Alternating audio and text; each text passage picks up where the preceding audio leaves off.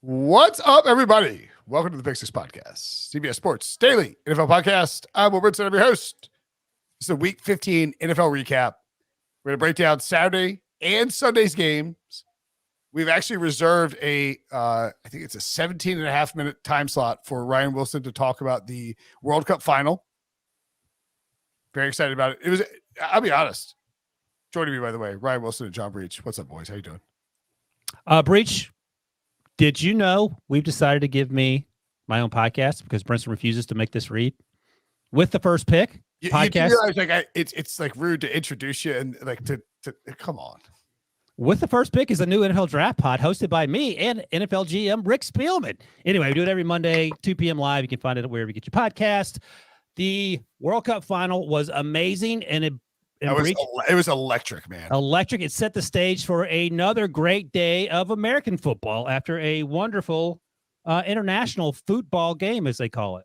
Johnny B. Bad, you are this is your flu game, I guess. You say you feel pale, you feel sick, you haven't eaten anything, you're throwing up, you're using the bathroom every 17 minutes. We're proud of you for fighting through it and coming on this podcast. I'm here. I've eaten 4 bananas since Friday morning. That's what I'm working on, but I'm good now. No, the gross stuff ended Saturday night, Sunday morning. I'm 12 hours clean. I'm ready to roll with only bananas in my system. Yikes. Let's just leave that out of context. Honestly, like Saturday nights, all day Saturday's football, NFL football was fantastic. We had Magical, 2 snow games, the craziest Vikings Colts game you could possibly imagine. Then you wake up on Sunday morning, you get this incredible World Cup final that ends with Messi winning in PKs after, there were like 7 or 8 shots that could have, like, just lasers that could have gone in, just great saves. And like the second that the World Cup final ends, the NFL football kicks off, and the 1:00 slate was so good. 2 overtime games, could have been 3. And then the 4:00 games were not, there's less games, but they were still really intriguing and made a lot of difference in terms of the playoff seeding. So we're going to try and do some winners and losers. Who doesn't love winners and losers? And I would suggest humbly that the New York Football Giants, Brian Daboll, Daniel Jones, Saquon effing Barkley, who looked like he's like getting back there. I think I would, if you can find Saquon Barkley plus money, comeback player of the year, you should bet that. Geno Smith's still the favorite. I think Saquon could steal this. Saquon was, you could see him, he's getting it back. It's perfect timing. He's in a contract year. Ryan Wilson. Are the dreams of the Washington Commandos dead? And are the Giants a playoff team? Well, they're both still in the playoffs, so that's good. Washington lost, and that tie, Breach has talked about it for weeks now. That tie is going to help whichever team lost this game, so that's why Washington's still there, ahead of Seattle and some team called the Lions, who are both at 7-7. So, destiny in your own hands, all sorts of that other sort of conversation. But I think for New York, you sort of hit on it. I think that, this team has been playing well above their means the entire season. And I think a lot of credit goes to Joe Shane and more importantly, Brian Daboll, because, I don't mean this as any disrespect to the previous coaching staffs in New York, but Brian Daboll apparently is very special when it comes to quarterback whispering it up. We saw it obviously in Buffalo, and we're seeing it with Daniel Jones, who looks like an NFL starting quarterback and one who's going to get paid in some fashion to stay in New York, I would imagine. But in the meantime, they had lost 2 of their last 3, and the other game, 3 of the last 4, excuse me. And the other game was a tie with the aforementioned Commanders 2 weeks ago. So this was a huge win for them. And it just looked like they were struggling to score points and that the offense was sort of flatlining, and all those comeback wins they had early in the year where they just sort of pulled a rabbit out of their hat in the last 10 or 15 minutes, those things weren't materializing. And this week, several people that we've worked with or used to work with, our Giants fans, tweeted something to the effect of that Giants drive, which I think was like 15 plays or whatever it was the best drive we've seen in like a decade. And I think that's the takeaway. And the other takeaway from me, Breech, is that I feel like every week we yo-yo up or yo-yo down based on how the team played for those 60 minutes. But I think it's now time to start taking a larger look and that could even include the Dolphins based on how they played, and we'll talk about that in a little bit. But I think this team has not punched their playoff ticket, but they're in fantastic shape without looking at Stephen O's latest simulations, which I'm guessing he's doing as we speak. 87% according to 538. Just FYI. Yeah, that feels pretty great. That the Giants get down in to 35%. Sorry, Breech, go ahead. Yeah, well, I was just going to say that, I agree with some of what Ryan said. I'm not sure I would feel very comfortable with my offense if I'm the Giants. They only scored 13 points because remember, they had a defensive touchdown here. So that's not exactly an electrifying number, a number that wows you or pops off the page. And also, it's just, and Daniel Jones looked decent, and Saquon Barkley carried most of the load for that offense tonight. But the thing is, their defense looks playoff caliber. I mean, we've seen it. The Giants are the poster child for a team that gets into the playoffs with a so-so offense and then runs to the Super Bowl because their defense just plays so well and puts so much pressure on the quarterback, which is exactly how they beat the Commanders. I mean, they were just beating up on Taylor Heineke, whether it was the sacks, whether it was the Kayvon Thibodeau strip sack for a touchdown. If they play like that and treat quarterbacks like that, they can win any playoff game, even if their offense does struggle a little bit. And so you do feel a little bit bad for the Commanders, though, because you don't want to lose these controversial games. The officiating at the end was don't sugarcoat. All right, first of all, the point about Thibodeau, or is it Thibodeau or Thibodeau? How are we doing this? I think he said Thibodeau last year at the Super Bowl. I thought it was Thibodeau. Whatever. Kayvon is unbelievable. If we think Evan Neal is a good offensive lineman, then the Jets and the Giants smashed this draft. To your point, Breech, that last play, the lack of a flag against the Giants on that play where Curtis Samuel was absolutely mugged multiple times is just egregious. And I think that this goes back to the bigger problem of is this inconsistency the consistency we're expecting? AKA, if it's the last play of the game, you can do whatever the hell you want and just grab someone. And there was a penalty on Terry McLaurin too. Terry McLaurin said that he confirmed that the ref okayed his alignment before the snap. I pride myself on paying attention to details. So I guess, Breech, what is it? Why are we letting this happen at the end of games like this? I mean, that clip is damning where he literally looks over at the official. We're talking about the 5-yard penalty, not the interference, which was obviously interference. Right.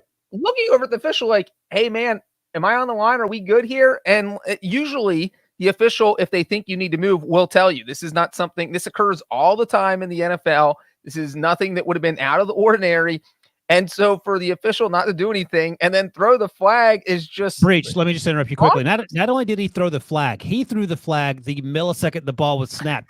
He couldn't point to where he wanted McLaurin to be because he was trying to fumble around to find his flag. I will say this, not in defense of the official, but McLaurin wasn't quite on the line of scrimmage, but the guy who was in the slot was a step behind him. So if you're using that as your guide, number one, McLaurin was in front of him. Number two, to your point, just tell them to move up like officials do all the time. It was a weird flex. Yeah, I mean, I don't want to blame everything on the officials because but they didn't even get home. They didn't get home cooking. I mean, the last play, the McLaurin play, the 2-point conversion, which was suspect. I think I think the problem is. I think the problem is that we have it's like the rich local. Like a local business that's has developed a good whatever it is. It's like they're not spending the NFL is not spending money where it needs to be spending it to make sure that the product that everyone sees on these island games is sufficiently acceptable. There's not even the island games. I mean, what about the touchdown in the Raiders game? Keelan Cole. No doubt. But I'm saying we sort of gloss over it because there's so much happening in these spots and it becomes more noticeable in these island games. And it's so obvious that when the NFL is dealing with 5 or 6 or 7 games at once, that the NFL officiating office cannot handle dealing with any kind of replay scenario. They can't even I mean, we're watching who can't watch 6 TVs? Who can't hire enough people to watch 6 TVs worth of football? But you get one island game, and all of a sudden they're flipping every single call over left and right. And I don't want to make it about the officials because that kind maybe they want it this way because clearly it's a $1 billion industry. And, I'm at the point, and maybe the NFL, this is what they want. I am out of F's to give. Like, I can't waste any more energy on it because nothing's going to change. And maybe the NFL just wants people to get tired of it and go on to something else because this has been going on. How many years ago was the pass interference in the Saints game? I mean, how long ago was that? 4 or 5 years? Yeah, that was you could argue Jazz called it. I mean, it's been 12 years. You could argue that certainly nothing's changed, and I don't think you could argue things have gotten better. It feels like things have maintained or gotten worse. And why can't you have cameras everywhere? Why is that so difficult? And why can't it was January 2019, so it's literally only been 4 years. Man, it feels like a decade. But anyway, yeah. So the other thing, Breech, you were talking about, you weren't crazy about the way the offense of the Giants worked. I would point out that Richie James was the leading receiver, and Isaiah Hodgins, who they got off the Bills practice squad, was the second leading receiver, and then Saquon Barkley. So Daniel Jones has no one to throw the ball to, and I feel like if he had more opportunities to throw to playmakers, they might be more effective. But I take your point; they're not racking up points like they're the Steelers, for example. Steelers joke.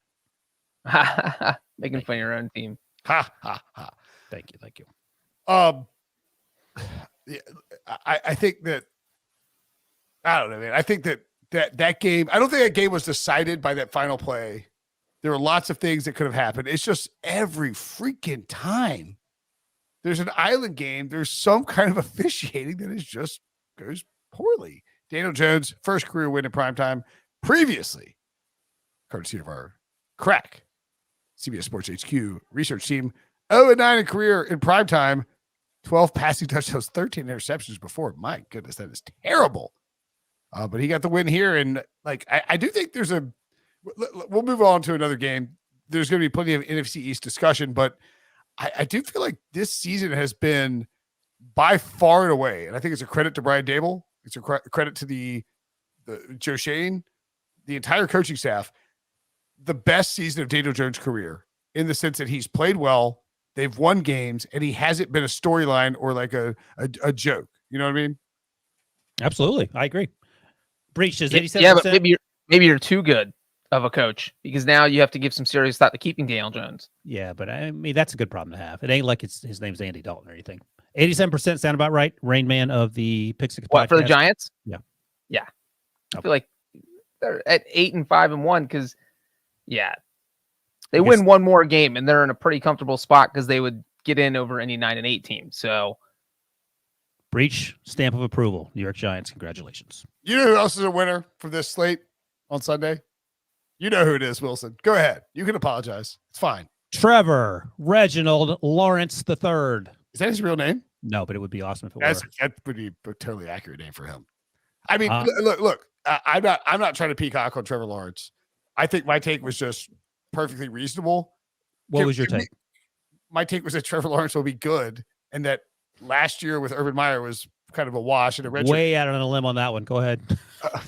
Again, I literally said that, but I'm allowing you. Well, tell me my take. Your draft analyst to waltz back in to the Trevor Lawrence ballroom of exceptionalism, where we celebrate great quarterbacks. Sponsored by BetterHelp. Tell me my take, so I know it first, so I can. You have told me that Trevor Lawrence was a loser. Yeah, peaked in high school. Peaked in high school. Yeah, no, peaked in middle school. Middle school, yes. He was 6'8" in middle school. That was Sweetie's offense.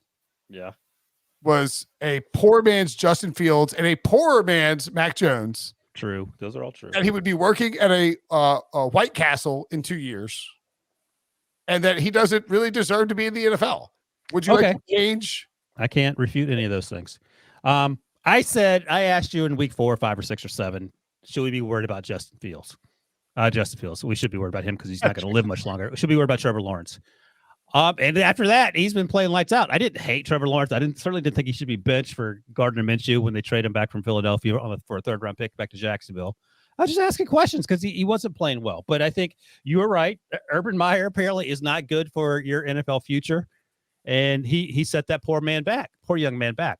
So he is back on track. And I watched a lot of the game today. He outplayed Dak Prescott by a country mile, as they say in North Carolina. I mean, good for him. He had one bad interception, came right back.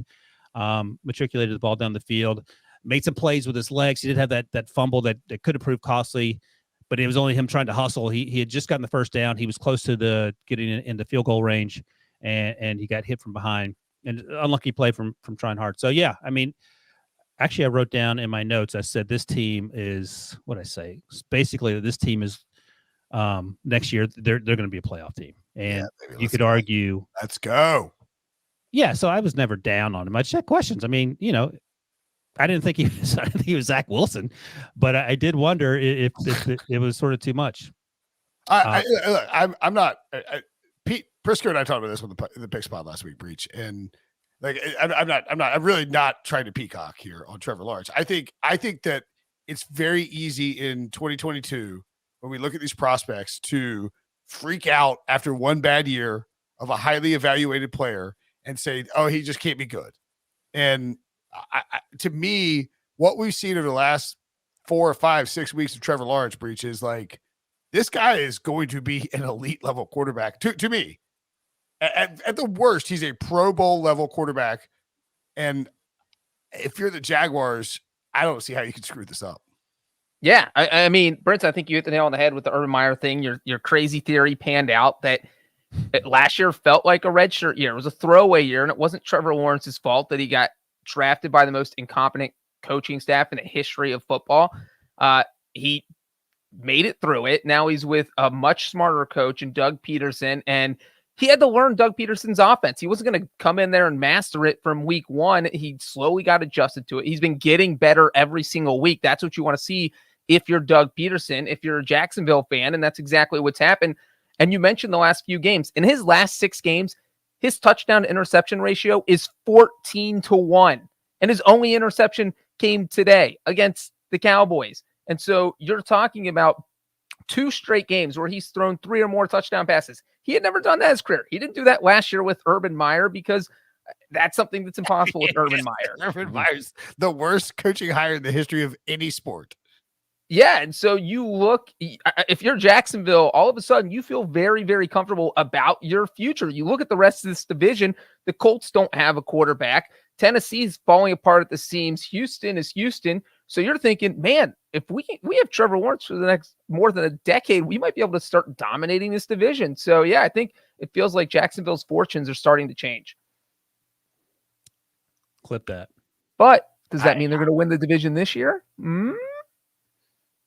I do. I think it does. I think they're going to win the division. What's the probability on that? Are you looking at that? Well, let's I could tell you, but let's look at these 2 games sort of combined, right? The Tennessee Titans lost to the Chargers and you talk about like elite level quarterbacks. Holy F. That throw from Justin Herbert to set up the game-winning field goal. Like that's my social media quarterback. Oh my God. Friend of the podcast, Austin Eckler, Chargers running back, was asked about that last week and was like, I don't even give that any recognition or something like that. Good for Austin. Good for A&E. Yeah, you don't need to give. If somebody's trying to create noise in order to raise their brand awareness at the expense of someone else's reputation, you don't need to give them any credit. And when you have the Chargers social media team, you don't need to do anything anyway because they will take care of the ravaging. So the Titans lose. Chargers beat the Titans by 3 points. Titans cover, by the way. Shout out to me. Best bet. You had a rough week, by the way. Did I? Oh boy. I don't really care. Whatever. The Jaguars. There were like 4 or 5 plays by Trevor Lawrence in this game where you're like, oh my God, this like it sort of felt like he's like the stuff that Doug Peterson's been saying the last few weeks about not the light bulb coming on, but like the light bulb getting brighter. You could see it. Like he's way more comfortable. He trusts his guys out there. Zay Jones, who, listen, if you played football at ECU, you could potentially be good, but you shouldn't be like an elite level wide receiver. And this guy is out here balling. Like Trevor Lawrence is elevating his teammates against a playoff caliber team, one of the best teams we think in the NFC. And I don't want to rip the Titans, because I think they were really banged up and they fought hard as hell and kept Justin Herbert pretty subdued.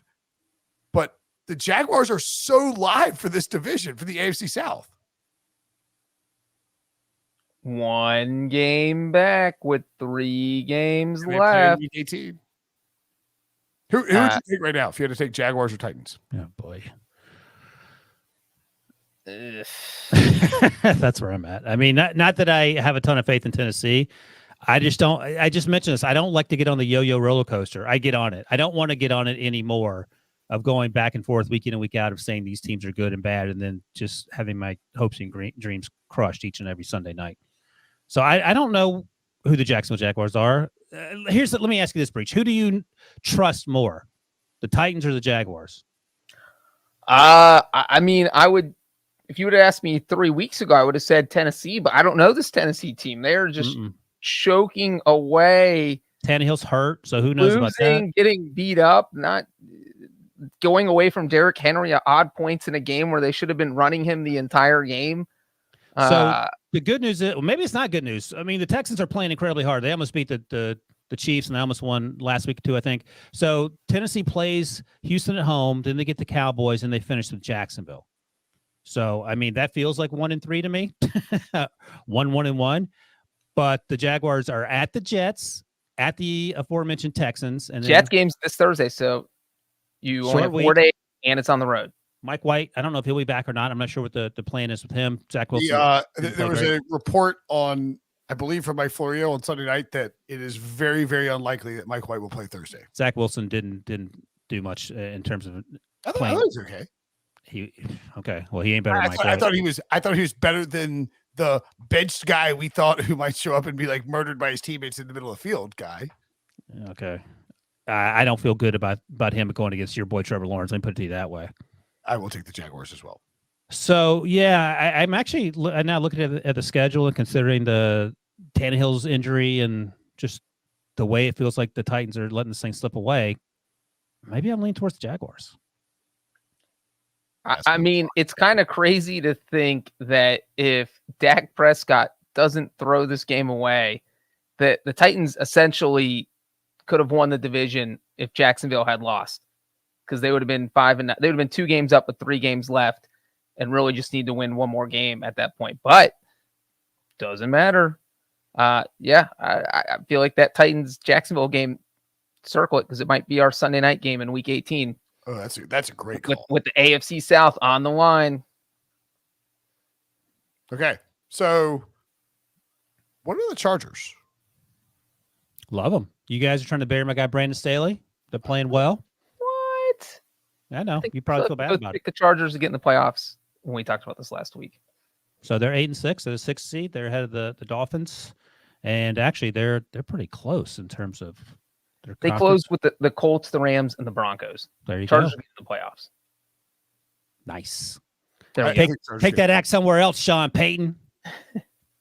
I think there's a chance we get some like really like surprising spicy playoff matchups, and we'll talk about that when we do the playoff picture. But like we could get Jaguars, Chargers, some like the Browns aren't totally dead, Lions, They're dead. Panthers, like some weird teams in the playoffs, and I'm excited for it. I want it in my life, need it in my life, almost as much as I need Dan Campbell, a massive winner on Sunday, because the Lions, after starting 1-6, have gone 6-1. They were allowing 32.1 points per game through the first 7 games of the season. They've allowed under 19.9 points per game the last 7 games. They're +9 in terms of their point differential the last 7 games. You can see all of this if you want to on YouTube, youtube.com/pick6. If you're watching live right now, smash the like button. Billy's in the comments giving away free Paramount Plus gift cards, so check that out. Hit subscribe and turn on alerts. Wilson, I begrudgingly give you credit. You gave me credit for Lawrence, Trevor Lawrence. I'm not saying I believed in the Lions, but man, like I don't think there's anybody in the NFL that wants to play this team right now. No, they've won 6 or 7 for the first time since 2014. It feels like it should be like 2000 or 1914. But yeah, they're playing well. And you mentioned the defense starting to step up. And Zach Wilson had 317 yards, 18 to 35.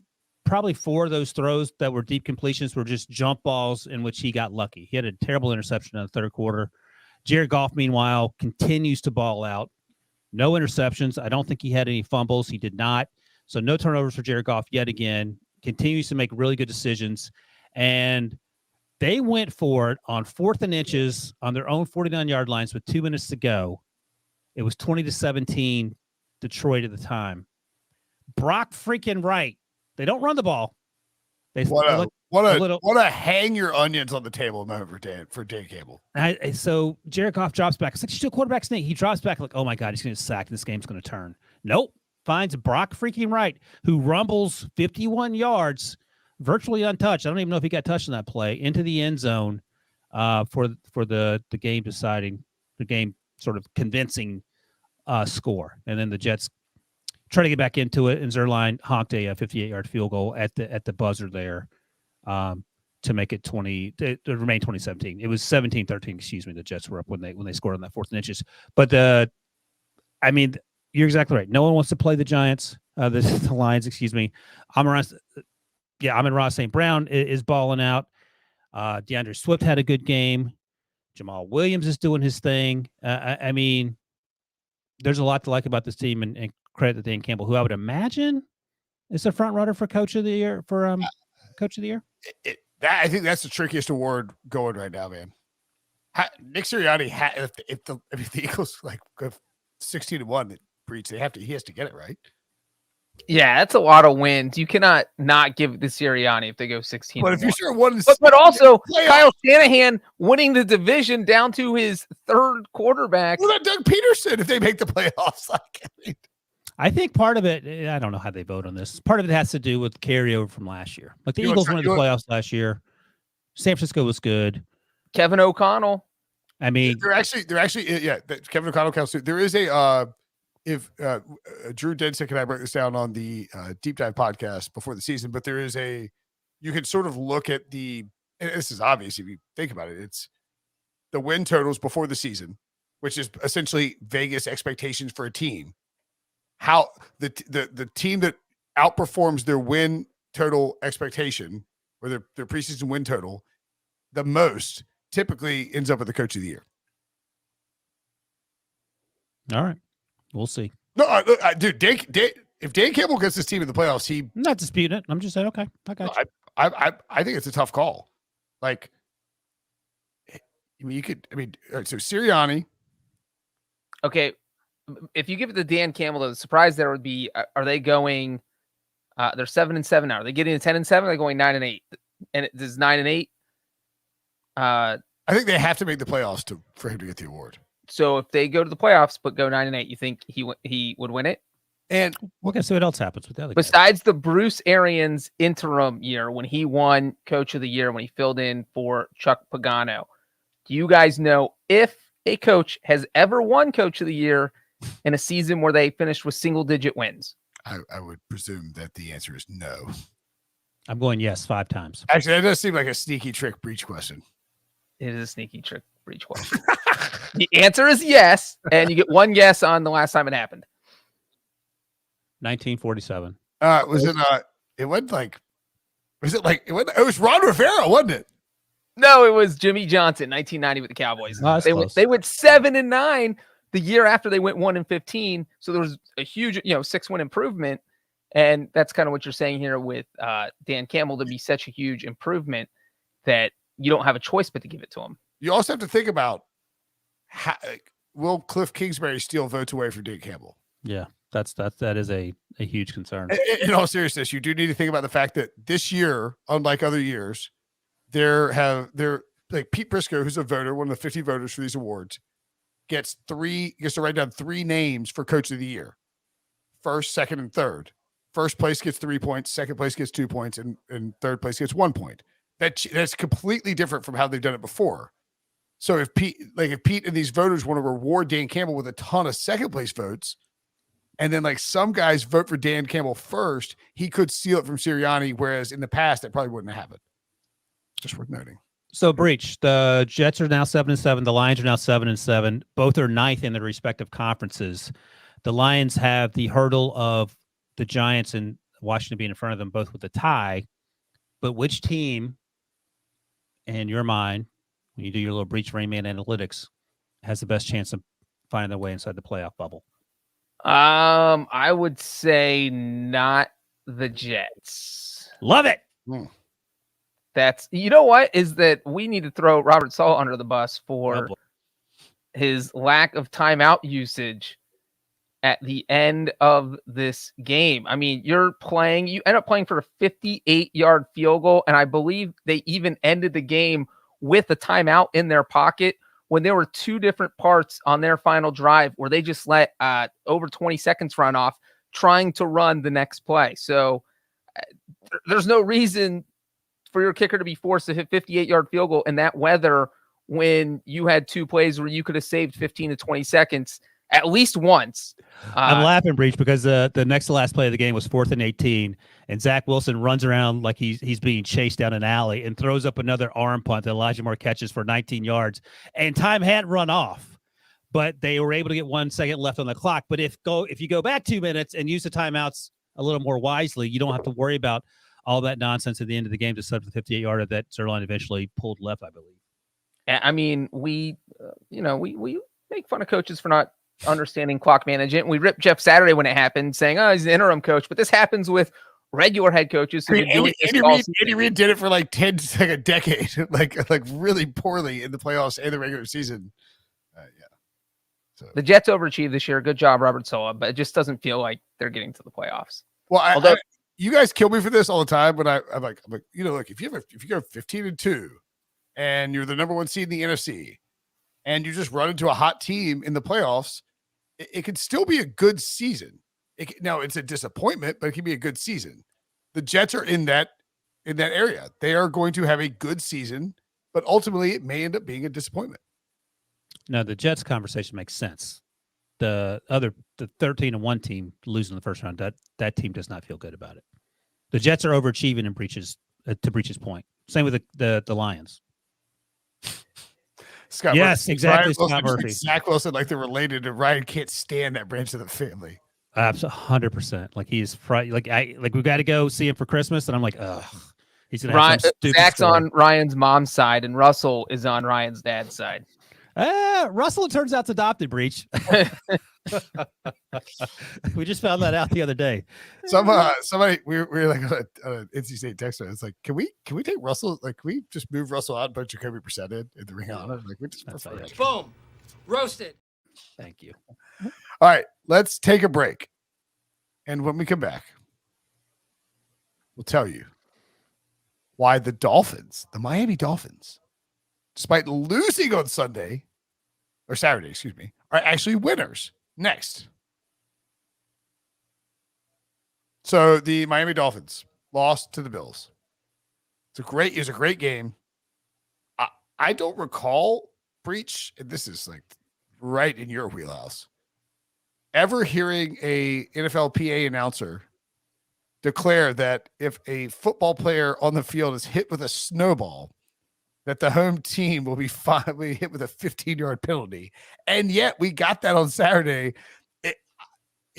And you guys probably you've never been to fish shows. It's like when they start throwing glow sticks at fish shows. They were bombing snowballs onto the field. It was unbelievable to watch. Incredible theater. And man, I think Josh Allen also reinserted himself into the MVP conversation, but the Dolphins' performance in those conditions makes me feel better about their ability to close out this season. Yeah, you know what's funny, Brinson, is that if fans throw snowballs on the field, there is precedent for is this the Cleveland threat to come out from the NFL, from the PA announcer, and say, hey, look, if these snowballs hit players, we're going to start throwing penalty flags. Because one of my favorite moments of all time happened in 1989 with Bengals coach Sam Weish, who went on the field and said, it was in Cincinnati, and he said, Bengals fans, you don't live in Cleveland. You live in Cincinnati. Don't throw snowballs on the field, or we're going to throw you out of the stadium. So I can't imagine Sean McDermott jumping on the PA mic Saturday night and doing that. But yeah, so, they want to get you to stop throwing snowballs whatever way they can. And by threatening to penalize the home team 15 yards, that is a pretty quick way to do it because it worked. besides the few reports we saw of Dolphins fans masking as Bills fans and throwing snowballs on the field to try and draw the penalty flag, which didn't work. But you know what? The whole storyline leading up to this game was the Dolphins wouldn't be able to function in cold weather. Well, one, I think the Dolphins caught a break because there was no snow for 3.5 quarters. The snow just died down at 8:11 p.m. And then stayed away for almost the entire game. And I really think that worked to Miami's advantage. And then it helped that the Bills couldn't stop the run. You have Raheem Mostert. You just give him the ball, and he was just running up and down the field, looked like the road runner. And that kept Miami in the game. So, yeah, I thought Miami looked awesome. And this is the kind of game I think if you're a Dolphins fan, if you're a Dolphins player, you say, all right, we can play with these best teams in cold weather, which was obviously a huge concern in the lead up to this game. So you feel much better now about 2 weeks from now going to Gillette Stadium and facing the Patriots? For the Dolphins, yes. I don't feel much better if they have to go back to Buffalo in January. But do you create a game plan where Jacoby Brissett gets Jacoby Myers gets the ball as much as possible at the end of the game and laterals it to the Dolphins players? On Friday, if you would have asked me who was winning that Dolphins-Patriots game, I would probably be like 52-48. I'm going to pick the Patriots. Now I feel a lot more comfortable picking the Dolphins. Barring like some bizarre weather thing, obviously. Yeah, the wins over Wilson line for this Dolphins-Bills game was like minus 12.5 Buffalo before the game. And obviously it was much closer than that. So, yeah, I think you do have to feel a lot better about it. And that's great news for Miami. I was obviously very concerned because when you take heaters to L.A., which they did the week before against the Chargers when it's 55 degrees, you're like, okay, well, these guys clearly are mentally not there. But they were. More concerned, as much as you can be, about two of the best teams in the AFC. More concerned with the Bills or the Chiefs with how they're playing now in terms of consistency? I like that question. I think that if you were doing a graph of the Bills and Chiefs, and 3 weeks ago, the Bills would be going this way, the Chiefs would be going this way. And for people who aren't watching on YouTube. Right, the Bills would be going down, the Chiefs would be going up. You're right. Thank you. Sorry. We've been corporate has really ingrained this YouTube thing into my head. And now I think that if you were picking a team to have the number 1 seed and to win the Super Bowl from the AFC, assuming you're only picking between two teams, Jonathan, Timothy Breech, I think you would take the Bills over the Chiefs. I might take the Bengals though, but I think the Bills are Josh Allen looks like he's a lot healthier than we thought. That team is like, I don't know, man. They got that vibe about it. They're like peaking at the right time, and it feels like the Chiefs are sort of treading a little bit of water heading into the final 3 weeks of the season. Breach. Yeah, the Chiefs don't, just because we saw it last week with the Cowboys and Texans, where maybe you just kind of sleep on the Texans, you overlook them because you're thinking, we're playing the crappy Texans, the worst team in the league. But you would think the Chiefs wouldn't have done that because of what the Houston had just done with the Cowboys. And obviously they go out there and just play a really weird game where they dominated it. They were like Patrick Mahomes was 36 of 41. He completed 20 straight passes at one point. They were moving the ball up and down the field, but they had 2 dumb fumbles that I think Houston ended up scoring a touchdown after each one. So that's 2 of Houston's touchdowns, and those scores kind of kept them in the game. And then you had Harrison Butker's missed field goal at the end, where that's more of a concern than anything because he also missed that big field goal against the Bengals. Did he miss an extra point too? Yes. There's a penalty. They moved back and he missed one, right? Am I wrong? He's missed five field goals this year, Breach. Yeah, he hadn't been great.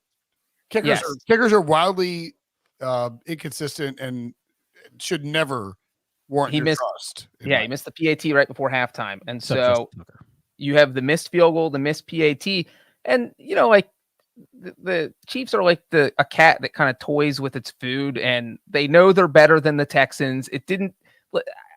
This game was really close, but it never felt like the Chiefs were going to lose.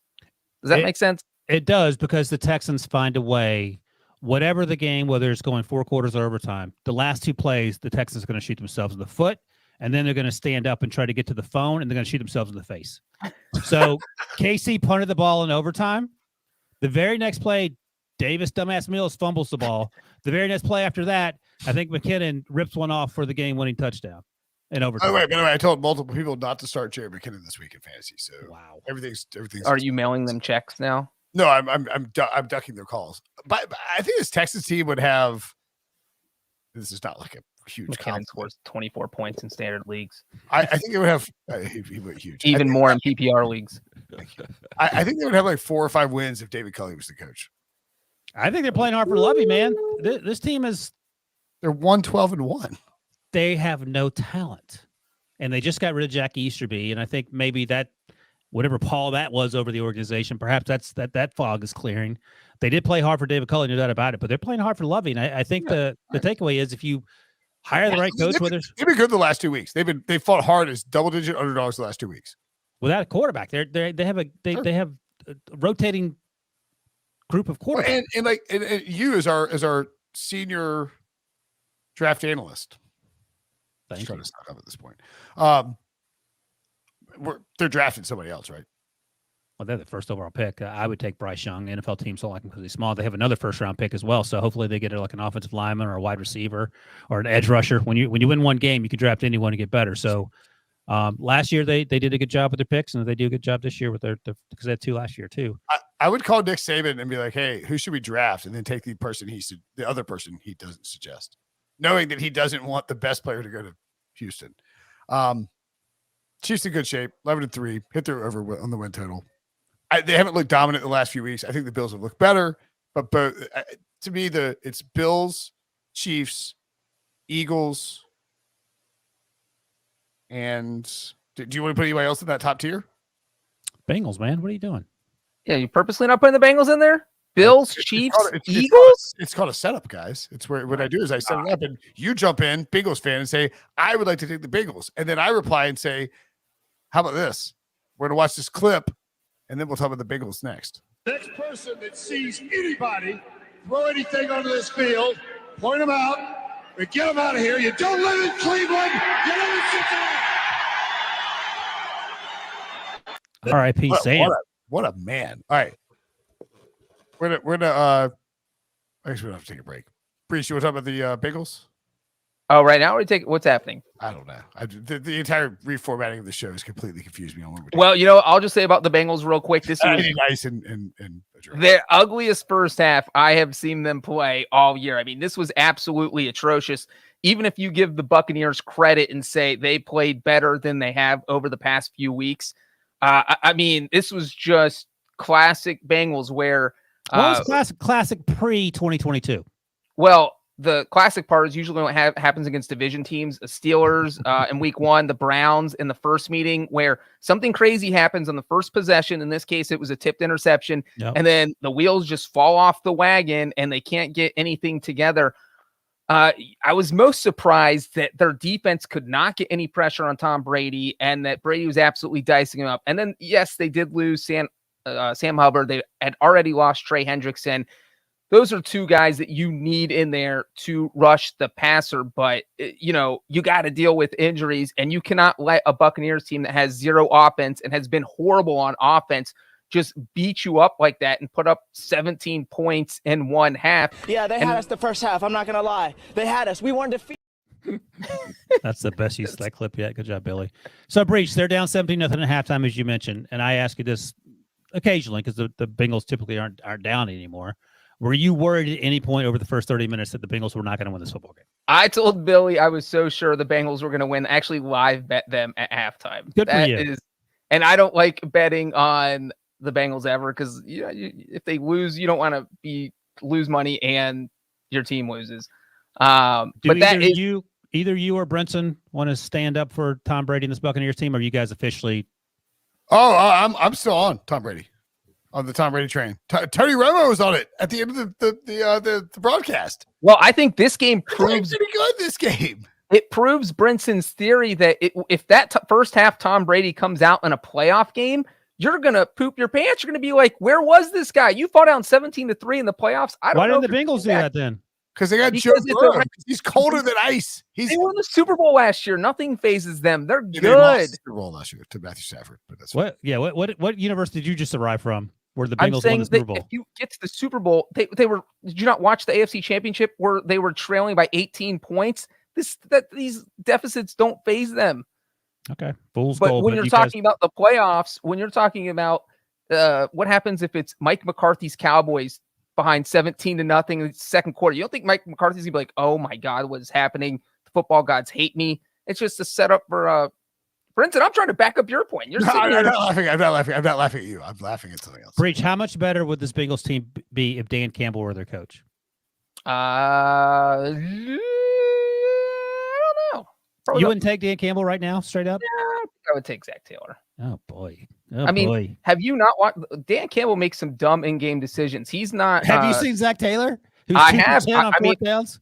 I was telling you guys that the things that concerned me were him going for it and not going for it on fourth down, where he had 1 4th and 3 at the 3-yard line, 4th and goal from the 3, where he decided to go for it, and then a 4th and 3 where Joe Burrow got sacked for a 26-yard loss, but the Bengals got bailed out on a holding flag.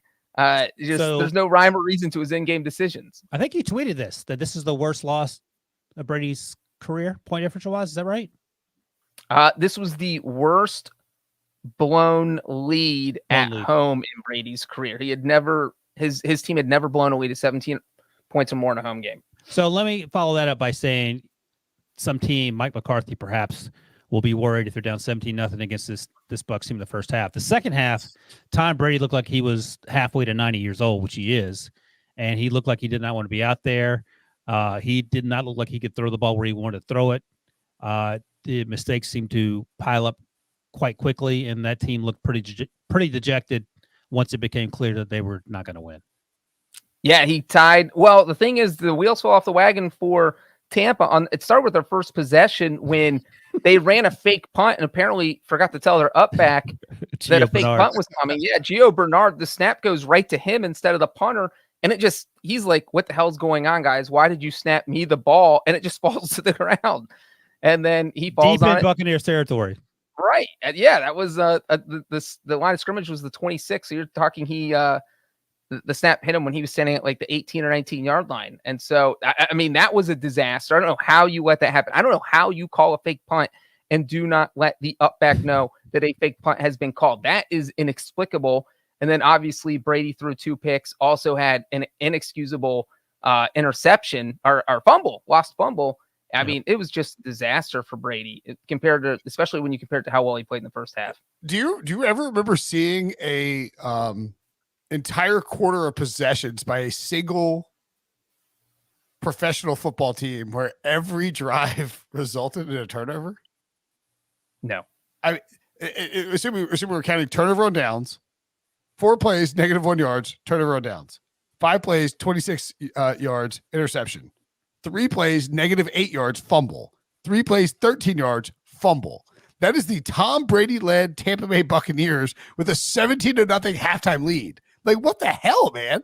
You forgot the next series, 3 plays, 11 yards, interception. Yeah, and then after that, 3 plays, 9 yards, punt. Then that garbage time touchdown to like maybe cover some teases.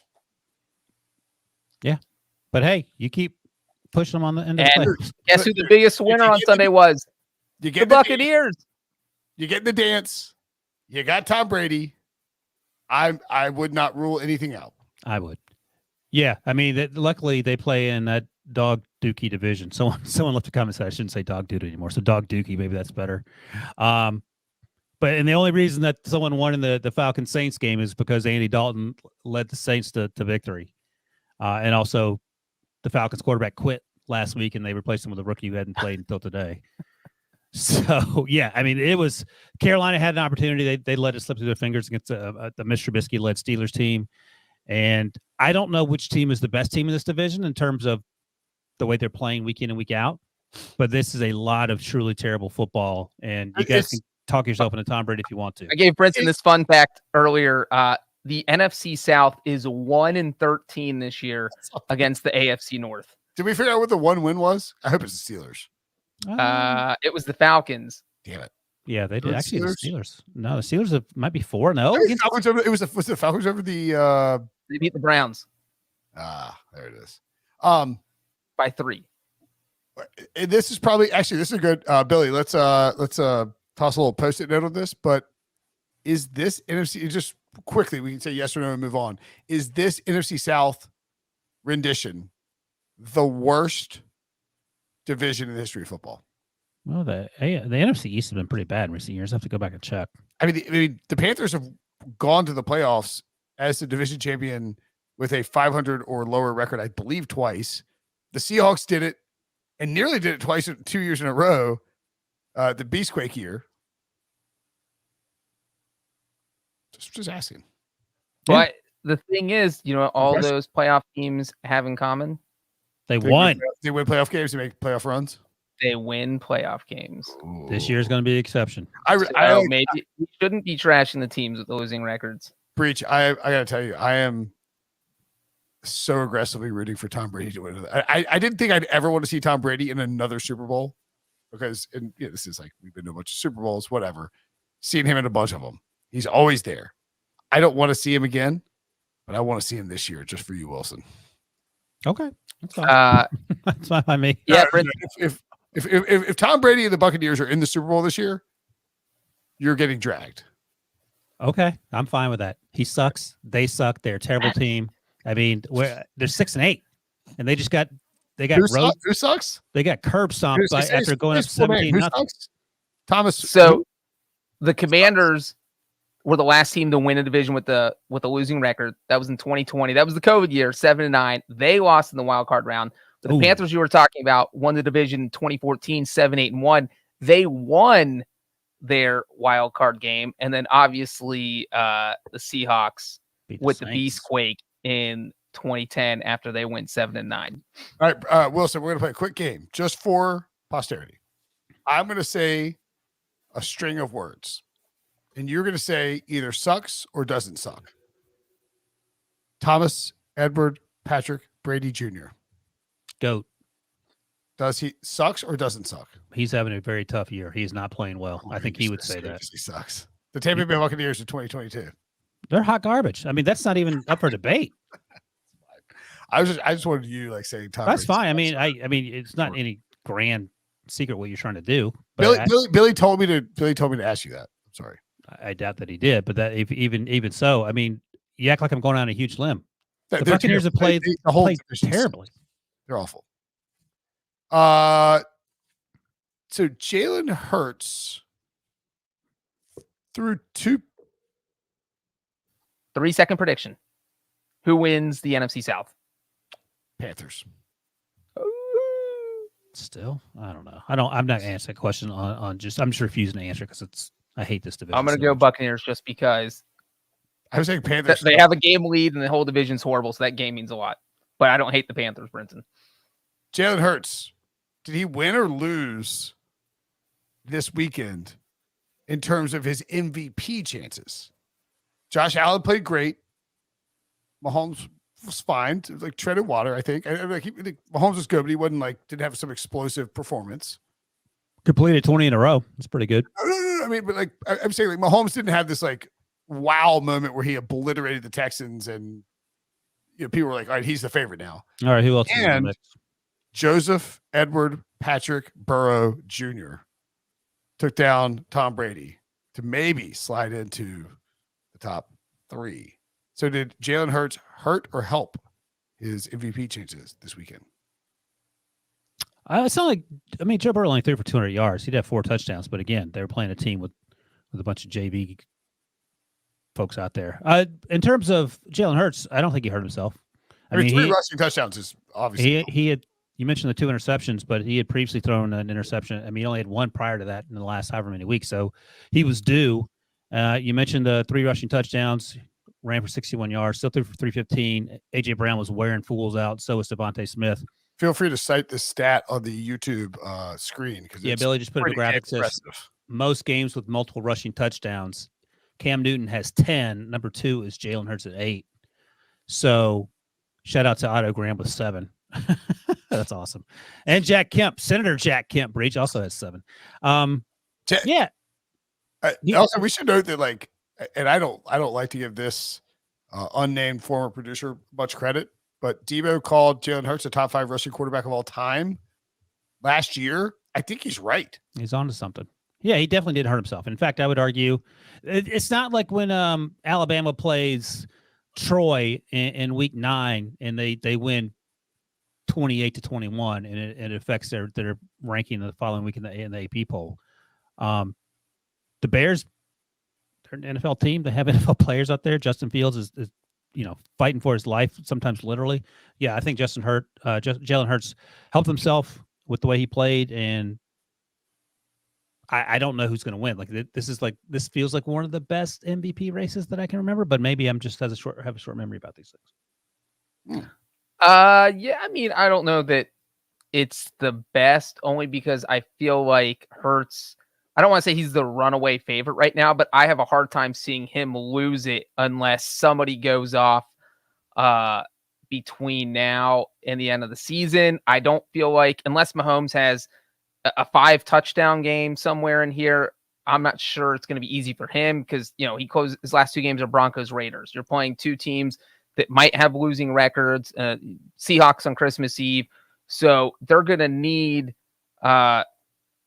he's going to have to do something big. I think that the 2 best candidates would probably be Joseph Lee Burrow, who has to go to New England on Christmas Eve, followed by a game against the Bills on Monday night, followed by a finale that might be for the AFC North title in week 18. So you have kind of 3 big games. And if Burrow goes off in those 3 games, maybe he has a chance to put a dent into Jalen Hurts' lead. But it just feel like it's Hurts' award to lose. And to your point, Wilson, there has not been an MVP vote that has been separated by 10 votes or less. It's been over a decade since that's happened. Yeah, it feels like this could be the year. Well, and like, again, I don't need to belabor the point here about the so MVP for all the other awards, you rank your 1 through 3 and you get points assigned. For the MVP this year, you rank 5. And I do think there's like some interesting math in that, because like when you're talking about these voters, we don't know who, like, I think if Joe Burrow closes the season strong, Pete Prisker will put him 1 over Jalen Hurts. And that's not, I'm not dogging Pete for it. I think it potentially deserved, but he has a preconceived bias because he said that Joe Burrow would win multiple Super Bowls for the Bengals. And I think Josh Allen could be 2 for him and Jalen Hurts could be 3, despite really good seasons, if Jalen Hurts sits in week 18. So I think that part of the MVP voting is really, really interesting. Yeah, just the fact that the votes are going to be tiered and that, first place votes, you could theoretically win the MVP without getting the most first place votes. Correct. Exactly. Whereas I don't think it will happen, but it could. Let me ask you this, Wilson. Do you think Russell Wilson will get an MVP vote this year? Why are you asking me that? Get a pity one because somebody puts him at 5th, just pure pity. And real quick, the last time the MVP was 10 or fewer votes separated the first and second place people was 2005. Mm-hmm. Do you know who won it? Was that McNair and Peyton? That's some No, 2000. That was a good guess. That was a tie in 2003. That's some guess Donovan McNabb. I don't know why that name came to mind. 2005. Yeah. Wilson should know because his Steelers played the MVP in the Super Bowl. 2005. No. Yeah, they played 2005. They played the Seattle Seahawks. And who was the MVP? Sean Alexander. Oh, it was Sean Alexander, Alabama. Sean Alexander got 19 votes, and number 2 was Peyton Manning with 13. Back in a time in an era when a running back could win a MVP. Although we should note the next year. Do you guys know who the running back was that won it the next year? LT. Yep. Ding, ding, ding. All right. You know what we should do? Every games I'm completely confused by this setup. What are you confused by? It's just not the normal setup. I'm not checking off the boxes of games that we haven't. What games have we not covered that we need to talk about? We haven't talked about the greatest comeback in NFL history. That's a big one. So let's talk about that. Do you give the Vikings more credit, Breech, or do you blame Jeff Saturday more for having a 45-second time of possession 3 and out in the second half after holding a 33-0 lead at halftime on Saturday? 33 is like the reverse magic number for the Colts. I mean, if you're Jeff Saturday, here's what you have on your resume for the past 2 weeks. Your team gave up 33 points in one quarter to the Dallas Cowboys, who scored the second most fourth quarter points in the history of football. So that was 2 weeks ago. Then on Saturday, your team blows a 33-point lead, and that is the biggest comeback, the biggest blown lead in the history of professional football. But in between was the bye week. And in between. So maybe he ate 33 Twinkies or something that week, because I put more of the blame on Saturday here. By the way, not to discredit the Vikings, because coming back from 33 points is still coming back from 33 points. I think this may be my favorite fun fact of all fun facts. Jeff Saturday is the first coach in NFL history to be named to have Saturday as part of his name and coach on Saturday. Tell me when we get to the fun part of that fact. So if they rename objectively fun, F you, bro. Come on. I thought that no, that was fine. Steve Smith on NFL Network made a very salient point after the game, where he said Jeff Saturday should be the first interim head coach fired. And not the first fired among all the interim head coaches, because I think Jeff Saturday's the only one, but the first fired in NFL history. That's fired how bad before he finishes his interim term. Yes, I don't even push back on that. I think Saturday said recently that he wants to be considered for the full-time job, like in recent weeks, not when he was hired in that weird press conference. And look, Jim Irsay owns the team, so he can do what he wants to do, but this just ain't working. As Breech noted, you got steamrolled in the final quarter by the Cowboys. You had a week off to think about it. He doesn't care. He's hiring this guy. That's fine. You had a week off to think about it, and then this happens. I don't think this is – you asked about sort of Jalen Hurts and whether this week was good or bad for him. This is bad for the Vikings. Yeah, they beat up on this sorry excuse for a team. Their point differential, I think, is either +2 or -2 right now over the course of the year. They are currently +2. Yeah, that ain't great. Like 11-3 is great.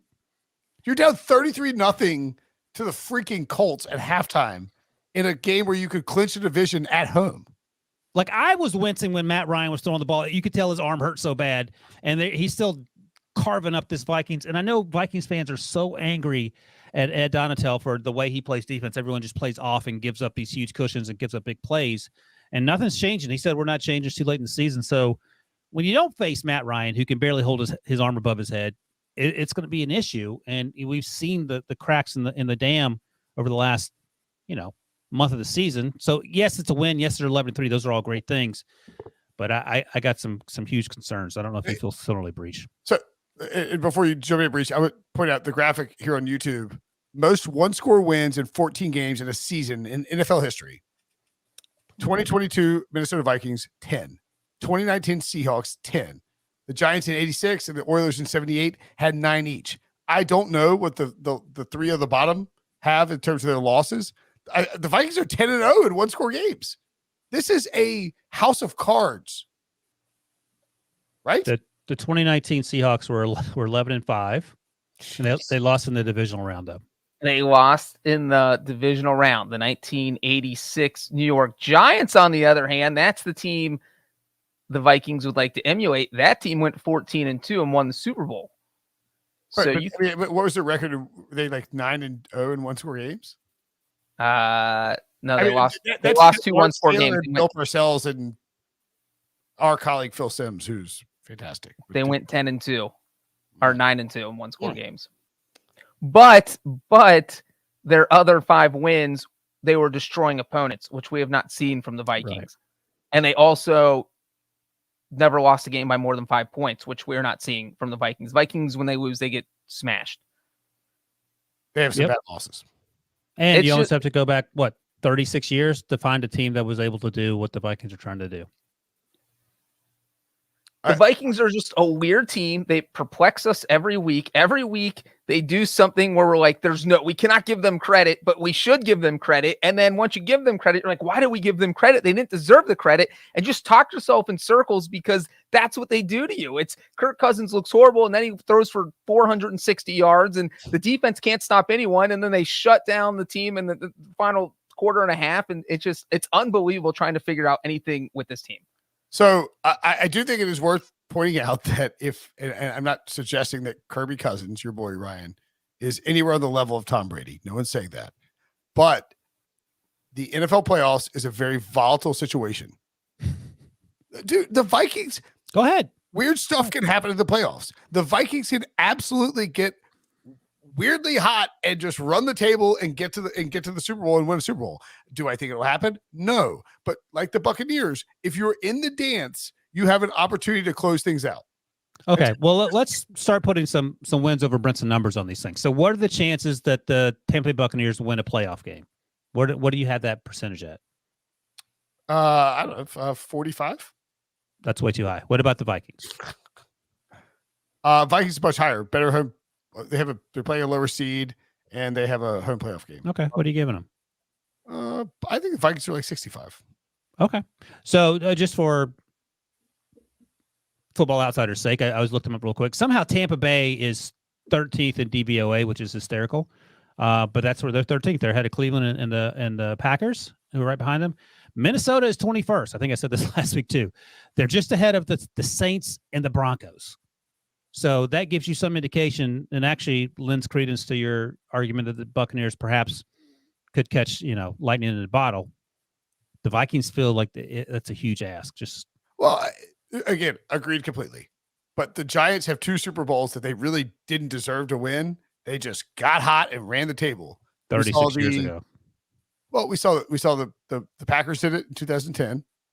It has been less. It's been less frequent lately because of, and maybe it's the change in how the seeding is structured, where the number 1 seed gets the bye, and not the But that's in 2010. The Packers were number 3 in DVOA. I'm not. I'm just suggesting that. I'm actually not going to look and see what the Giants were in '86. I'm guessing they're. I meant the Giants in 07 and 11. Yeah, I just meant the one we're talking about with the point differential. Right. My point is that, like, if you get in the playoffs, we're like the Eagles, who won with Carson Wentz injured and Nick Foles playing quarterback and everyone wearing dog mask. Like, weird things happen in the playoffs. The Bengals last year, no one thought they were winning the Super Bowl. Correct. I did. Okay, that's true. Actually, I did. I bet the Bengals Niners final. And lost the bet because one team didn't feel foiled under the bargain. Thankfully, it was Matthew Stafford. All right, moving along. And by the way, Bengals were 17th last year in DVOA. So that is the best case scenario for both the Buccaneers and the Vikings. What's next? Well, if I'm those teams, the Bengals being the best case scenario means my team's awesome. I'm on the Vikings bandwagon now if that's their best case scenario.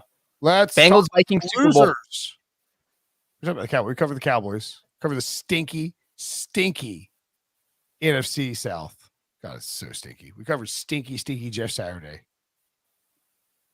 Do we want to call Jacoby Myers a loser? That feels mean. I would throw Dak on there real quick just to throw this stat out. He has 9 interceptions since week 10. This is from our guys at CBS Sports Research. 9 interceptions since week 10. No other quarterback in the NFL has even thrown more than 5. And he's had some bad ones. Jacoby Myers, I mean, he threw the pass. I don't know if they talked to Ramondre Stevenson, who lateraled the ball to Jacoby Myers into that football game. So I'll put Ramondre in there. I'll put Jacoby in there. And I'll put Mac Jones in there, my dude, for not tackling Chandler Jones no matter what. Like, you cannot let Chandler Jones get away from you. You can't let him stiff arm you into the turf as you lay there like a turtle on your back. Helpless to do anything about it. Let's take back off the list. He had no idea that Jacoby Myers was going to be boneheaded enough to throw a lateral. You're not scoring. There's no one else back there. If Mac Jones catches it, he gets destroyed and he's out for the season. He's not going anywhere. Why is Bill Belichick saying, hey, if you get the ball on the 20-yard line, bomb it back to midfield to Mac Jones? I think that is a failure of special teams, offense, and head coaching. There was no way the Patriots coaching staff called for any of this. You answered your own question, Breech. I think they were trying to get Mac Jones killed. I think that's what we've concluded. By the way, this feels like a Matt Patricia special to me. Well, the special teams coach was losing his mind because they blew an assignment on the edge. I think it was maybe Nelson Aguilar. Maybe I apologize if it wasn't. Anyway, they had a punt blocked. So they had it was a comedy of errors, and they stayed the week out there. I don't remember where they played last week, but they didn't come home. So they went from Arizona, presumably to Vegas. They were out there all week, and then had that game to win despite the mistakes early on. And I would imagine that Ramondre and or Jacoby thought they were down. And maybe what happened was when Ramondre lateraled the ball, which I didn't necessarily hate because he had a pretty big run. And The Ramondre lateral was fine. And then Jacoby got the ball and maybe just clicked on him like, okay, we got to keep this thing going. And he just totally lost sense of where he was. And then Mac Jones just said, well, I'm not going to try to tackle challenge. The thing with the Jacoby thing is, and like Jacoby's a really smart player. Yeah, Anthony Bartolucci to chat points out, let's get real. This is on Bill. Yeah, he's a coach. Absolutely. To me, this is the most important point about this final play in the Patriots Raiders game is that for 20 plus years, Bill Belichick let other people make these mistakes and hand him wins because in the NFL, if you just don't make the mistakes, you can get more wins. You'll win more often than you'll lose. And that was like a hallmark of Belichick's and Tom Brady's in the dynasty of the Patriots was that they would not make the idiot mistakes that we clown on, the Jeff Saturday mistakes of the world. And on Sunday, this was like a quintessential non-Patriots mistake, right?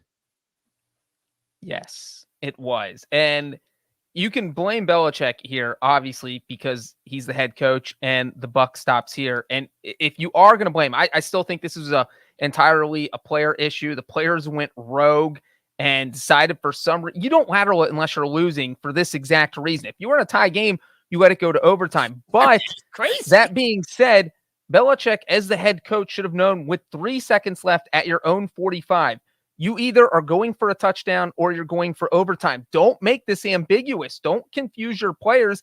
Try a Hail Mary. He said after the game that Mac Jones can't throw that far. Call a hook and ladder. Do something. You're not scoring a touchdown on a draw. You're just wasting a play where your running back might fumble and it might be picked up and returned for a touchdown. And if you're going to call a draw, then just kneel it and go to overtime. So either play for overtime or go for the touchdown. Don't confuse your players by saying, all right, we're going to try and maybe score on this play, even though we probably won't because it's a draw. So in that sense, I do think you put blame on Belichick, but I think for the most part, it's on the players. And I guess Matt Patricia probably called this play, so that's a way we can blame him. I mean, so I watched it again. They snapped the ball. Ramondre Stevenson is at midfield. And like the draw went well. Like he ran for like 15, 20, 25 yards. It worked out well. He's got good blocking, but there's no time left on the clock. If the game is tied and there's no time left on the clock, under no circumstances do you give up possession of the football, right? Correct. This is very correct. It's just very it makes you like there's been some of this stuff the last 2 years with Belichick, and it at least makes you wonder, like, I don't know, lost his edge. I mean, to Breech's point, you can't make him do what you tell him to do. And it's not like this is he hired his old defensive coordinator as his offensive coordinator. Well, unless you look at the actual and throwbacks. If you look at the actual play sheet, and there's actually a play where Stevenson's supposed to lateral the ball to Jacoby, then you can blame Matt Patricia. But I mean, at some point, but look, it is Belichick's fault because he's the coach. But this ain't like Pee Wee football. You think he would know not to do these things? It's just really weird to see this organization that's been run so tightly for so long, and that didn't make these mistakes. Like, this is a game you just cannot lose. They lost it. Their playoff percentages went from like 90 or like maybe it was like 75 to 25. Well, they'd be the 6th seed right now if they had won this game. I mean, that's a huge difference, and now you're the first team out. And the guy who's coaching the other team has been getting blitzkrieged all year, and he's your former Minty. Like, and the most hilarious part is that the total bonkersness of this play totally overshadowed the touchdown before it when the refs decided to let the Raiders touchdown stand. Full touchdown, my God. When Derek Carr threw. It's like this guy's foot is in the white area of the end zone, and they're like, well, there's not sufficient evidence to decide what happened. You know what, though? Go ahead, Wilson. Oh, God. Breech is going to give some bleeding heart explanation as to why this touchdown should. Go ahead, Breech. Here's all I'm going to say is that, like, you probably should have overturned it, but their best angle from a camera was at an off-center angle. So you're not looking at it straight down the line. So you don't know exactly where the toe is, even if it gives the illusion of being over the line. That doesn't mean it is because you're not looking at a straight line. What you could be seeing is an optical illusion that makes it look like it's over the line. You don't know this for sure. Illusion. I mean, I agree with the officiating crew that you probably need to stand with the call on the field, because what you're saying here is we trust the official who's looked at this down the line over our off-center camera angle. Here's the thing, Breech. Using that logic, that's like my little ball head coming up to your front porch and your little ring camera can't see my face exactly, but you see my ball head shimmering in the light. I'm just wailing eggs at your front door. I was like, well, Breech, you don't know it's me. You can't see my face exactly. I mean, it looks like me, but do you want to say it's me and have to face the repercussions of making fun of brown ball people? Even though I got on a Pick Six podcast shirt and I'm yelling Brinson sucks the whole time. Well, we don't know with 100% certainty. It was. We can't be convinced that's Ryan. And you're wearing your shirt that says like, I'm Ryan Wilson. Yeah, that could be anybody. Billy, can you toss up this picture of the, I mean, look, I don't know how you. What's the word that Breech used? Illusion? Optical illusion. Optical illusion. Well, guess what? It's not an optical illusion because like it's magic. Guess what? Yeah. Look at this. Because it's an off-center angle. What is out of bounds, dude? I don't know what to tell you. This is not an optical illusion by me, by the way. This is a screenshot of the NFL tweet. All right. Are you guys ready to apologize? Yes, I've got the smoking gun. Okay. I've got the smoking gun. It's a in my hand. Smoking gun. It is from the Las Vegas Review-Journal. You know, you can't shoot us through the internet, right? Yeah, well, don't never say never with him. Oh, go ahead. Apologize. That's pretty good. Yeah, but no controversy. It's a touchdown. Just admit it. Just admit it. You were wrong and I was right. How is that even possible for this? Admit you were wrong and I was right. Don't put that up, Billy. Admit you were wrong and I was right. That's all I want. It's right there. The evidence is right there. It's right there. Delete, exit. No, actually, if you talking, see you guys later, Billy. You're putting up our whole Slack chat. That's not cool. If you zoom in, what happens here? His toe is an optical illusion. You don't know. There's no definitive evidence. Listen, the toe in his Air Jordan cleats are black, and it looks like it blends into the edge of the end zone. It's actually on the white. If you look at it on the clip that Breech just sent. I don't think it's on the white. You can see the grass spray up in front of it. I think it's close enough that you can't overthrow it. Wilson's correct. There's you're missing the entire heel. The spray up of the white indicates that he's out of bounds. This is a picture that was taken in an instant. We don't know if this picture was taken a split second late, then he was easily in. Breech, do you see the white stuff flying up in the air that you just sent us? Do you see Billy, zoom in as close as you can to his cleats. Wilson is 100% right. There is a thank you. No, this picture proves that it's too close to call. There is a front, I don't know what you call it, a heel or a toe guard on the shoe from L.E. Basco from the Las you're Vegas. treating as a blank space in the end zone. It is not. The toe is. I think it's too close to material, and white stuff is spraying up in the air because he's out of bounds. No, it's because his toe is dragging to the out of bounds. No, it's not. What do you think? What do you think is causing the white stuff to spray up in the air? His shoes? Because his toe eventually hits it. Brinson, there's white chalk in the end zone. Are you not looking at the end zone? No, it's not chalk. It's paint. Near him, man. It's not chalk. It's paint. Number one. It's all over the end zone. It's not just on the sideline. Okay. I think Wilson's right. Thank you. Zoom close. I'm just saying it's not as possibly can on this YouTube. It's not as cut and dry. I think you just actually you're basically you're OJ Simpson and walked in with evidence confirming that you are in fact. If I wrote the book, If I Did It. Yeah, basically. Yeah. I think when you initially look at this, that I agree with you, Breech, but Wilson's right. You see that there's a gigantic layer of toe on that shoe that is clearly touching the out of bounds layer. The bigger, there it is. Look, I mean, that's out. Pull up your pants, take off the bra, and be a man. That's out. But the bigger issue, Breech, that thing is so out of bounds. It is. But Breech's point. That's not so out of bounds. It's barely out of bounds. And Breech is right. When we looked at the original photo, we're like, oh my God, Breech is right. Number one. Number two, you know how you solve this problem? You get cameras in the pylons, and then we don't have to have this stupid conversation. Well, and to your guys' point, the off-centered angle from overhead made it look like it was way out of bounds, like he was 3 inches out of bounds, when clearly, if it's anything, it's 2 centimeters. Our buddy Joe Musa's in the chat, and he's right. He goes, I elect willful ignorance because It led to one of the dumbest ways to lose a football game of all time, and it was the pass. Fair enough. I think like this is my larger issue with all of this stuff, by the way, is that when we have a game that is on a standalone situation, an island game. God, you love island games as much as the 3-man voting in the MVP. Island games, it's a new thing, man. Island games are hot right now. No, but it's like there's a game that's being played on Monday night, Sunday night, Thursday night.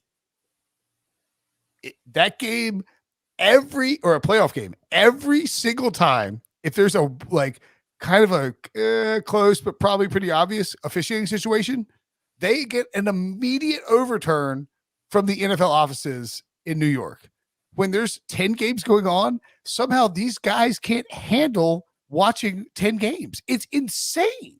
Like, you're a $15 billion business. Hire 3 people to watch each game, pay them a minimal amount of money, and just make sure that if there's a controversy, they come and pull like Al Riveron out of the hot tub, tell them to put down the margarita, and come make a call on it. It's wild how just. What's wilder, that they continue to do this, or that you get angry about the same thing every week? I guess probably me. But yes, that's the point. All right. Worn you down. Who's the biggest loser? Jacoby Meyer? You're the biggest loser. Not Jacoby Meyer. The Patriots loss, or what Jeff Saturday's done the last 2 weeks? Like, what's more debilitating? Ooh. I think it's the Patriots because last 3 weeks he had last week off. Well, only because like the Belichick had a chance to sort of flip this building. He can't win without Brady narrative on its head. With Tom, as Breech noted, he would have been inside the playoff bubble right now. Exactly. And whereas Jeff Saturday, it's like you, I think you or EK or somebody said a note in Slack was like, there's got to be a tweet about blowing a 33-point lead by Jeff Saturday. Like, I mean, if Jim Irsay hires Jeff Saturday, it is what it is. It's going to be a disaster. Okay. Let's look at the playoff picture and get out of here. So, the AFC, Buffalo, Kansas City, clinched. Cincinnati is the 3 seed ahead of Baltimore. Tennessee is the 4 seed. For now, they're only 1 game up on technically a half game up on Jacksonville because the Jags beat them. Baltimore, the 5 seed. Chargers, the 6 seed. Miami, the 7 seed. We thought this was going to be like kind of stock image sort of playoff picture stuff heading down the stretch. There's chaos erupting on both sides of the bracket. And I love it. The Jets and the Pats are out. Jacksonville's coming strong. You don't want to count out the Raiders. You can count them out, I think. I wouldn't count out the Browns. I would definitely count out the Steelers. Why would you not count out the Browns? I mean, I don't know. These teams are kind of collapsing, dude. Well, Breech, let me ask you this. Where are the Bengals going to finish in this list? How high can they get? Brinson says 1. I think the Bengals get the 1 seed. You better hope they don't play the Buccaneers in the Super Bowl. That's all I'll say. Made them snort. What do you think? Breech, unmute your microphone, numbnuts. The Bengals were 5-4 going into their bye. Hold on. I'll tell you what. We're going to take a break. And when we come back, Breech will tell us where the Bengals will finish next. Okay. Breech, where did the Bengals finish in the AFC standings? They were 5-4 after the bye. And, they had that stretch where they're going to Tennessee. Then they had to play the Chiefs. And they were playing Deshaun Watson's Browns. The Browns that Joe Burrow had never beaten. Then they had to play Tom Brady's Buccaneers in Tampa. And it was just like, there's no way they can win all of those games. We get it. And they did. So now that we've gotten this far, I think they can win out. And obviously the big one is the Monday night game, but it's at home. And that's the one against the Bills, the final Monday night game of the year in week 17. And if they win out, they need the Chiefs to stumble once to get the 1 seed. So I don't know if that's going to happen. No, so and the Bills I do not think the Bengals get the 1 seed. I deeply regret not betting the Bengals to win the AFC North. Who'd you bet, the Ravens? I have a lot of Ravens, and I had a chance to get Bengals 2-1, and I really, really regret it. All right, so you have me on the podcast every week trying to sell you on the Bengals. You didn't. I literally did a video saying I think the Bengals will win the Super Bowl. Everyone should bet this. I just forgot to bet them to win the dang division. Okay, didn't even take his own advice. I bet the Bengals Niners Super Bowl matchup. Brinson, which teams are getting in at 6 and 7? I think the Ravens are in at 5. Worst case. I think so too. Ravens are in. Man, it's tough. I think the wild card for me is, can the Titans get in, or can the Jaguars get in? Whoever wins that division, that's only one team. I feel like they're only one game back. I guess the Jaguars are 2 games back. Yeah, but the Titans lose are 7 and 8, and that's a wrap. Yeah. I think it's Chargers and Miami are the 2 best teams. It feels like it's chalk as we sit here. Breech, do you want to make a case for anyone that's on the outside? I already said I think the Chargers are in. The Dolphins. Feel good about that loss. A little more iffy. Chargers run the table, but that sounds stupid as saying it out loud. Yeah, it does sound crazy when you verbalize it. I could see because look, you look at have you seen the Raiders schedule? The Raiders are not the dark horse. They got to face the mighty Steelers next week. Steelers, Niners at home, Chiefs at home. And that gets them to 9 and 8. They're not winning those. They're not winning all 3 of those games. They're not winning. Yeah, they're max 8 and 9. So what I was going to say about the Dolphins, though, is that their last 2 games are against the Patriots and Jets, who are both 7 and 7. And so I think there's a chance we see that Dolphins-Jets game in Week 18 for a wild card spot. What? How many wins? What is the minimum number of wins to get an AFC wild card spot? 9. Because the Browns host the Saints at Washington at Pittsburgh. The Browns are not getting to 9 wins. I would not rule that out. They may not get to 7 wins. I would not rule out the Browns 9 wins. They're not going to the playoffs. He look better, man. Today he looks a lot better. Or on Saturday he looks a lot better. You know how low the bar was coming into this game? I would. Those 3 games are winnable, man. I'm glad you brought up the Browns. Somebody, I think in the chat, wanted me to talk about Cade York, which I'll only do really quick. He started the season 8 of 8, and since then he's 14 of 22 with field goals. So if I'm the Browns, and he shanked one badly, the Browns were trying to ice the game, and he just kept missing on Saturday night. 14-22, 63% of his field goals since week 5. So yeah, it's definitely mildly concerning if you're a Browns fan. So Breech, did you give us a 6 and 7 seed or not for AFC? So I think the Chargers are 6, and if I want to go on a limb, I'll say the Jets 7. But I feel like you guys are probably right. It's the Dolphins. We're just going to. I think it's Chargers and Dolphins. I think it's just. I think this holds, but I mean, we said that 2 weeks ago. What about the NFC side of things? All right, I'll ask again. Either one of you can answer this question. 6 and 7. Where? No, I'm going to start up top. Where did the Minnesota Vikings end up? 2nd, 3rd, or 4th? By the way, we have 4, just for clarity, 4 teams in the NFC: Philadelphia, Minnesota, San Francisco, and Dallas. Minnesota and San Francisco have clinched their divisions. All 4 of those teams have clinched a playoff spot. Where's your question, Wilson? Do the Vikings finish 2nd, 3rd, or 4th in the conference? Tampa's going to finish. NFC South will finish 4th, 100%. That we know. All right. If you get that anything better than minus 10,000, you take that. 2nd or 3rd? 6 and 8. They're just in the playoffs. I think San Francisco is 2, Minnesota's 3. I'm going to stick with. It'll cost me money, but I'll stick with it. I think Carolina's going to finish 4, Dallas 5, Detroit, and Seattle is my picks. Seattle. I want to say Green Bay, but it's like so ridiculous. I don't know. Where are you getting Seattle? They're not that far out. They're playing terribly, and Geno's lost his luster. Well, and they have to play the Chiefs this week.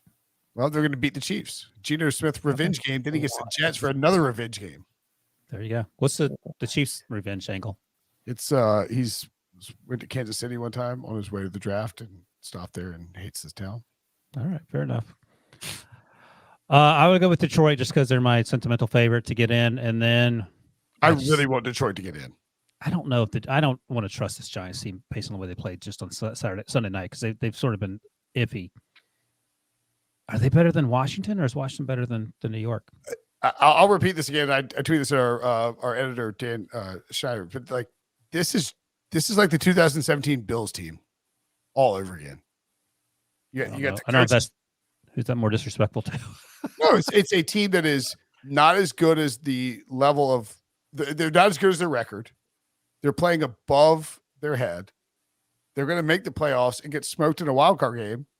But it's such a solid building block. You should be thrilled if you're a Giants fan about what you're seeing from this Giants team. So actually, I'm going to amend mine. I'm going to say Giants and Detroit.